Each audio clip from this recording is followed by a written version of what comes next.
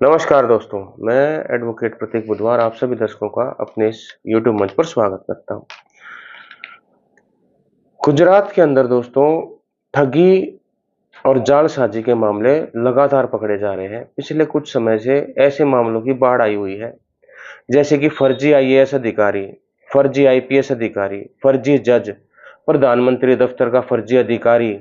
गुजरात में ड्रग्स का बहुत बड़े मामले सामने आ रहे हैं। गुजरात में कई बार ड्रग्स पकड़ी जा रही है और अब एक मामला आया है जिसमें फर्जी जज पकड़ा गया है। ये एक रीसेंट मामला है और दोस्तों इसका जो कुछ मामले जो है गुजरात के अंदर जो पकड़े जा रहे हैं, ये कुछ अलग तरह के मामले हैं। इससे ये मामले इस तरह के हैं कि उसमें ऐसा दिखाई देता है कि कहीं ना कहीं सरकार और सरकार के बड़े नेता इसके अंदर शामिल हैं। इस तरह की उनको छूट दी गई है, उन लोगों को उन पर से अपना प्रशासन का ध्यान हटाया गया है कि वो अपना काम करते रहे। 37 वर्षीय मॉरिस सैमुअल नाम के एक व्यक्ति ने फर्जी अदालत लगाई। पिछले 5 साल से वो फर्जी अदालत लगाने लग रहा था। उसने क्या किया दोस्तों, पिछले 5 साल से वो फर्जी अदालत चला करके वो फैसले देता था और फैसले दे करके जिन पार्टियों के हक में वो फैसले देता था, उन पार्टियों से वो पैसे हटता था उन फैसले देने के। इसमें दिक्कत कहाँ आई कि जो फैसला सिविल कोर्ट में भेजा इसने, जज ने, उस फैसले के अंदर, उस कोर्ट के अंदर भेजने के बाद कुछ शक हुआ उनको कि ये किसी जज का फैसला नहीं है, ये कहीं ना कहीं इसमें गड़बड़ है। तब जब उस मामले की छानबीन की गई तब पता चला कि ये जज नहीं है, ये फर्जी व्यक्ति है जो कि जज बन करके आर्बिट्रेशन के फैसले देता है और पैसे ऐंठता है। अब दोस्तों उसने बिल्कुल कोर्ट बना रखी थी जैसी सरकारी कोर्ट्स होती हैं, बिल्कुल हूबहू वैसी कोर्ट बना रखी थी। वैसा ही उसने स्टाफ रख रखा था अपने पास, वैसे ही उसके क्लर्क्स और स्टेनो और जो सारी चीजें एक जज के पास होती हैं, वो सारी चीजें उसने अपने पास अवेलेबल कर रखी थी सारी चीजें, ताकि किसी को शक ना हो कि ये सब फर्जी है। बिल्कुल एक्चुअल दिखता था सारा जो भी दिखता था वहां पर। अब इस पर एफआईआर दर्ज कर ली गई है और इसको अरेस्ट कर लिया गया है। नीरज सिंह राठौर एक और मामला मैं आपको बता दूं, जो कि जेपी नड्डा, जगत प्रकाश नड्डा, जो कि भारतीय जनता पार्टी के अध्यक्ष भी रहे हैं और फिलहाल मंत्री हैं सेंट्रल गवर्नमेंट के अंदर।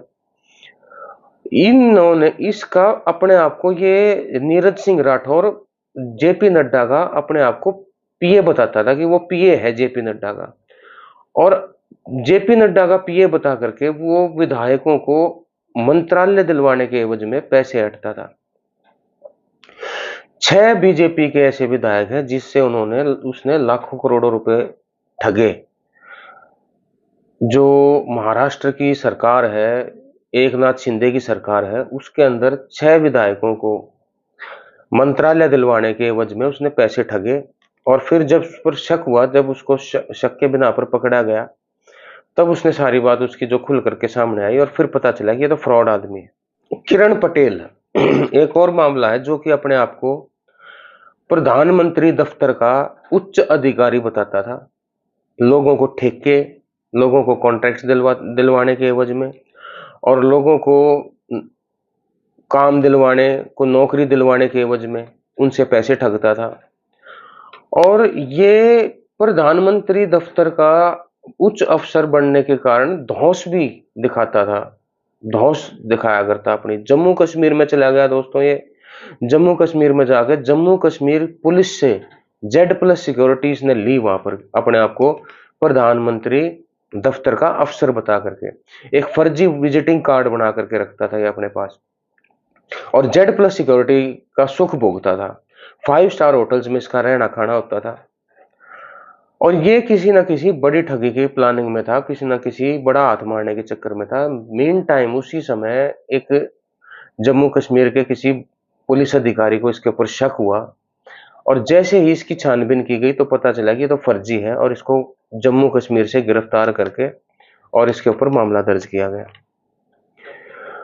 अब कुछ दिन पहले गुजरात के अंदर दोस्तों एक डिजिटल अरेस्ट का केस आया। एक गैंग जिसने की बहुत बड़ी बड़ी ठगियों को अंजाम दिया। 10 करोड़ की ठगी का उनका टारगेट होता था डेली का। कि हमें हर रोज उस गैंग का ये टारगेट था कि 10 करोड़ तो हमें ठगने ही ठगने हैं लोगों से।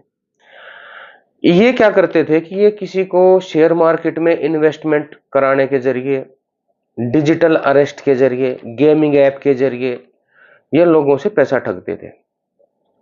पूरे देश भर में इस गैंग के ऊपर 450 से ज्यादा मुकदमे दर्ज हैं। जब इनको पकड़ा गया, जब इनका छानबीन हुई तो पता चला कि 5,000 करोड़ रुपया इन्होंने चीन और ताइवान दो देशों में भेज भी चुके हैं, ये चाइना और ताइवान के अंदर। और इसके अंदर 14 मेंबर्स, 14 मेंबर्स गुजरात के नागरिक निकले और 4 मेंबर्स निकले ताइवान के। तो इनका, इस गैंग का, इस गिरोह का अंतर्राष्ट्रीय संगठन से भी लेना देना था, तालमेल था इनका। तो दोस्तों कितना बड़ा कांड था जो गुजरात में चल रहा था उस समय, जब पकड़ने से पहले। एक और इससे भी बड़ा मामला सामने आया, 20,000 करोड़ का खेल सामने आया दोस्तों। 20,000 करोड़ का घोटाला, 2300 बीघा जमीन को हड़पने का ये मामला है। इसके अंदर ये गुजरात के गांधीनगर में की ये जमीन है, जहां से अमित शाह का जो कि संसदीय क्षेत्र है। और एसके लागा नाम का एक जिला कलेक्टर इसके अंदर आरोपी बनाया गया, गिरफ्तार करके इसको माउंट आबू से इसको गिरफ्तार किया गया। और बताया ये जाता है दोस्तों कि ये जो मामला था, ये मामला दिल्ली में बैठे गुजरात के बड़े नेता उनसे संबंधित था, वो इसमें संलिप्त थे। गुजरात के जो स्टेट गवर्नमेंट्स के नेता भी इसमें संबंधित थे और बहुत बड़े बड़े गुजरात के अधिकारी भी इसमें शामिल थे, इस 20,000 करोड़ के घोटाले के अंदर। लेकिन सारा का सारा दोष, सारा की सारी जिम्मेवारी इस एक जिला कलेक्टर के ऊपर, जो जिसका नाम की एसके लागा है, जो कि गिरफ्तार किया गया था माउंट आबू से, इसके ऊपर डाल करके, सारी जिम्मेवारी डाल करके इस मुकदमे को ठंडे बस्ते में डाल दिया गया। फर्दर इंक्वायरी की नहीं गई, जो नाम इसके अंदर शामिल थे उनको छुपाया गया और ये मामला वहीं दफना दिया गया। तो दोस्तों कितने बड़े बड़े ठगी के मामले हैं। अब जैसा आपको पता है, झूठा फेक टोल प्लाजा, एक फर्जी टोल प्लाजा 1.5 साल तक वो लोगों से पैसे हटता रहा। सड़क के ऊपर टोल प्लाजा बना दिया गया, 1.5 साल तक उस पर किसी ने कोई नजर नहीं डाली, सरकार को भी नहीं पता चला। दोस्तों मैं स्पष्ट ये बता दूं, मेरा मानना है कि सरकार को पता था इस टोल प्लाजा का। ऐसा हो नहीं सकता कि कहीं पर कोई टोल प्लाजा चल रहा हो और सरकार को उसका ना पता हो। तो 1.5 साल तक उसने पर्ची काटी। जब उसका फर्जी टोल प्लाजा का भांडाफोड़ होया तब उसके ऊपर कार्रवाई की गई, नहीं तो 1.5 साल तक दोस्तों वो ठगता रहा। और आगे अगर उसका भांडाफोड़ नहीं होता तो कई साल और, जब तक उसका खुलासा नहीं होता, वो ऐसे ही लोगों से पैसे ठगता रहता। सरकारी सड़क के ऊपर अगर कोई निर्माण करता है, टोल प्लाजा के लिए भी निर्माण करता है दोस्तों, उसके लिए सरकारी प्रक्रिया होती है, उसके लिए उसके लिए सारी जो उस प्रक्रिया को सामना करना पड़ता है उस कॉन्ट्रैक्टर को या उस कंपनी को जो भी टोल प्लाजा वहां लगाती है। एक कोई भी फर्जी व्यक्ति वहां पर टोल प्लाजा बना दिया उसने और वहां पैसे लूटता रहा लोगों से और सरकार को पता नहीं, ये जचने वाली बात नहीं है। अब आपको पता है जैसे कि ये तो बहुत प्रचलित है कि ललित मोदी, नीरव मोदी, नितिन संदेशरा, मेहुल चौकसी, इस तरह के बहुत से लोग जिन्होंने बैंकों से लोन लिए, भारी भारी लोन ले रखे हैं, कई कई हजार करोड़ के लोन ले रखे हैं, वो देश छोड़ करके दूसरे देशों की नागरिकता उन्होंने ले ली। और ऐसे देशों की नागरिकता ले ली कि अब उनका सरकार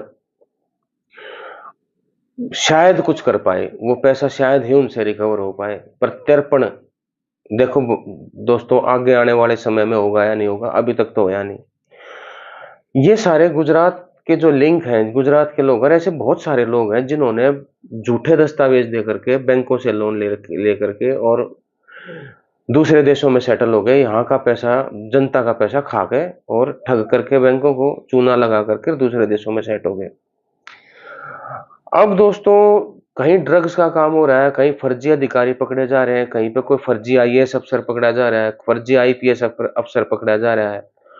और ये नहीं है कि वो कुछ ही महीने काम किया, उन्होंने कई-कई साल काम किया दोस्तों, कई-कई साल उन्होंने इस तरह से लोगों को फर्जी अफसर बन करके ठगते रहे वो। और बहुत ठगने के बाद जाकर के वो पकड़ में आए। तो मेरा ये मानना है दोस्तों, मैं अपना लास्ट जो है आखिरी इसमें ऐड कर देता हूँ। मेरा अपना ये मानना है, बगैर सरकार, गुजरात सरकार और सेंट्रल गवर्नमेंट के मिली-भगत के ये काम, इतने बड़े लेवल के काम, इतने बड़े लंबे चौड़े स्तर के काम हो नहीं सकते। कहीं न कहीं इनके ऊपर किसी न किसी ऐसे व्यक्ति का आशीर्वाद है इन लोगों के ऊपर, जिससे कि इन लोगों में इतनी हिम्मत आती है ऐसे-ऐसे बड़े-बड़े कांड रचने की। तो दोस्तों, आपका इस बारे में क्या मानना है? आपका इस बारे में क्या सोचना-समझना है? कृपया करके कमेंट्स में ज़रूर बताएँ और इसी के साथ मैं आपसे आज्ञा चाहता हूँ। नमस्कार, धन्यवाद।